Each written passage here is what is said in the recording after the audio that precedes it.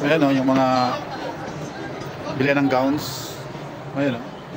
Dito yun sa may 168 Mall, 4th floor. Sa mga bawa may ikakasal. So, umpisa natin dito sa, ayan o, ayan. Halos marami dito. Ayan o. Mga gown, saka mga barong. Dito kayo pumunta pag, halimbawa, pupunta kayo, mag-ano kayo, mag-attend kayo ng kasal. O kaya ikakasal. Ayan, ang dami. 168 Mall, 4th floor. Ayan. Bridal pick.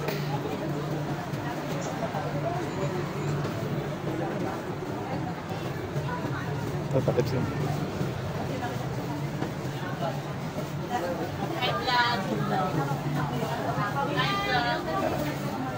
Ayan ang kabilaan niya.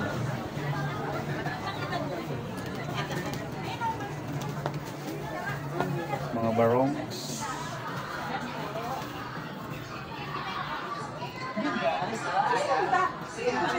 Nagtanong nga siya, kailangan ng tubig. Mga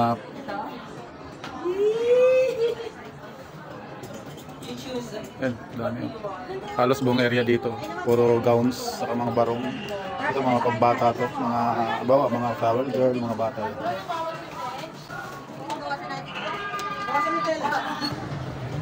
Hello guys, dito tayo sa Jacob Apparel Bridal Gown. Ayan. Ito si ma'am. Ito pala yung owner, ma'am. Ayun yung owner, Ay, naka-blue yan. Siya. Ma'am Tess daw ang owner ito. Pag, if ever na may gusto na mag-aabay o kasal, dito kayo pumunta sa 4th floor ng 168 Mall. So, nandito mga bilihan ng mga gowns for wedding. Ayan o, gaganda o. Diba?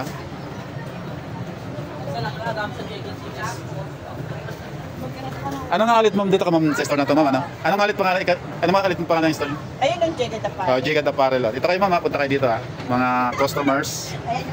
Ito yung may-ari. Big boss. Ito yung big boss si ma'am. Punta lang kayo dito sa 168 Mall sa 4th floor. Nandito mga alas buong location ng 4th floor is about sa wedding gowns sa mga gusto magpakasal o kaya aabay. So nandito yung sigurado mura ang mga ano dito, mga kanilang mga paninda kasi dito nga talagang bilihan ng mga murang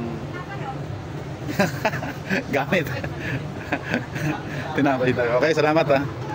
So ito, palis na tayo dito sa 4th floor. Wala mo?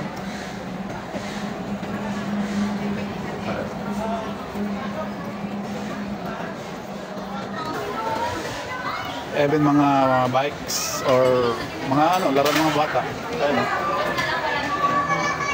So wala ka lang hanapin dito guys. Ito, mga kotse-kotse, pambata, mga battery operated na kotse. Ayan, off-road, mga pambata. So dito, pag bumili ka, malaki na mag-discount mo dito. Kasi ito yung yung display sa mga mall or even na kilalang mall. So mas malaki ang madi-discount mo pag dito ka pumunta. Ayan, nagpapamassage sila, chair massage. So ito, pababa na tayo ng going down tayo ng 3rd floor.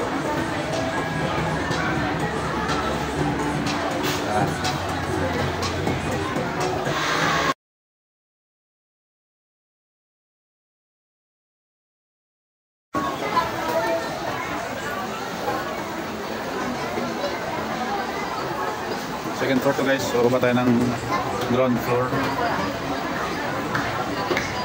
Malabas na ako guys kasi hindi ko na kayang ikutin guys, ang sakit sa pa.